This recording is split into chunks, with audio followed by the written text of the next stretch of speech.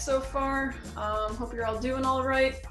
Welcome to another week of Modern to Contemporary. We're almost done. We're almost to the end of the semester. Can you believe it? What a weird, wild ride it's been. All right, let's get started. So the past few weeks, we've looked at art from around the mid-century. And as we've done so, we've started to make the transition from the modern era, roughly 1850 to 1950, to the contemporary era, roughly 1950 to present day. Today's lecture, we look at some art that would be considered what's called postmodern. And I have another video that I'm sharing with you about postmodernism, so you can check that out. One of the main characteristics of postmodern art is an emphasis on individual identity and politics. In this PowerPoint, we'll see how those issues also had an impact on the role of museum exhibitions, in particular as issues of censorship and government funding of controversial artworks. The pivotal moment of the 1960s signaled an opening up of meaning, which became a hallmark of the postmodern era. With civil rights and other various movements, artists made work that asserted identity in unprecedented ways. The notion of universality was pretty much thrown out the window. There's no such thing as a universal art when we all have such unique experiences based on who we are and where we're from. Identity is the way that we perceive and express ourselves. Factors and conditions that an individual is born with. So how is identity constructed beyond just biology and genetics? How is identity constructed by others and by ourselves based on our experiences? Finally, how does the personal become conflated with the political? In other words, how are the personal and the political kind of interwoven? For those who were traditionally on the margins of society, the personal was often political. David Wojnarowicz came to prominence in the downtown New York art world of the 1980s, and he actively embraced all media, forging an expansive range of work that was both fiercely political and highly personal. His work achieved national prominence at the same moment that the AIDS epidemic was cutting down a generation of artists, himself included. And this is one of my favorite works by David Wojnarowicz. Clearly, the combination of the text that talks about some of the violence that he had to endure as a gay man is juxtaposed against and contrasted with this image of him as a child.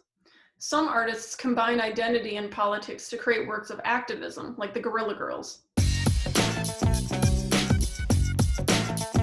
Since their inception in 1984, the Guerrilla Girls have been working to expose sexual and racial discrimination in the art world, particularly in New York and in the wider cultural arena.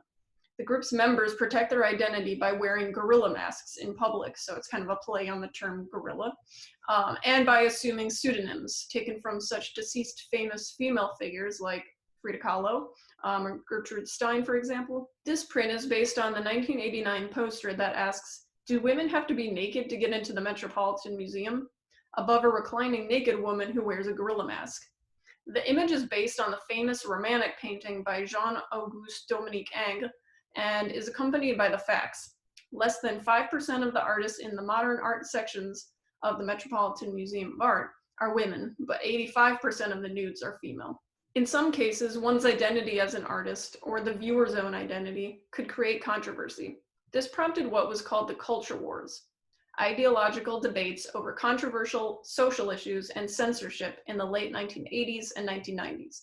And it questioned what kinds of art the US government should fund. Piss Christ is the photograph on the left, and it's of a small plastic crucifix that the artist submerged in what appears to be a yellow liquid, but he's actually described the liquid as being his own urine in a glass. The full title of the work is Immersion, Piss Christ. But we don't actually know that it's urine for sure. We're taking the artist's word for it.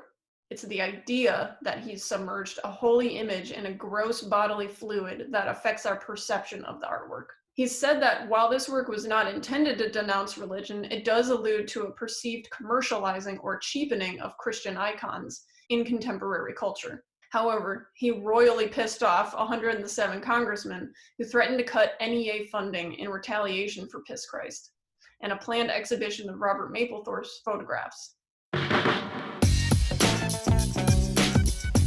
Let's take a look at a few controversial exhibits that centered on the theme of identity. And one was, in fact, an exhibit of Robert Mapplethorpe's photographs at the Corcoran Gallery in DC. It was called The Perfect Moment, and it was exhibited in 1989, and it grouped his photos into 3 categories: portraits and figure studies, dramatically lit flower arrangements, and finally, photographs of gay sadomasochism.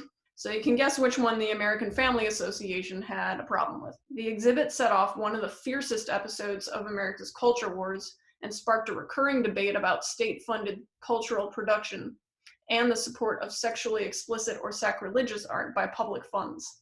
Another famous exhibit was a collaboration between the New Museum and the Studio Museum in New York, as well as the Museum of Contemporary Hispanic Art. Linked by their attention to the idea of exclusion based on one's identity, this show aimed to create greater visibility for artists not usually represented in mainstream museums. For the performance, The Artifact piece, clad in a loincloth, James Luna reclined within a glass showcase filled with sand.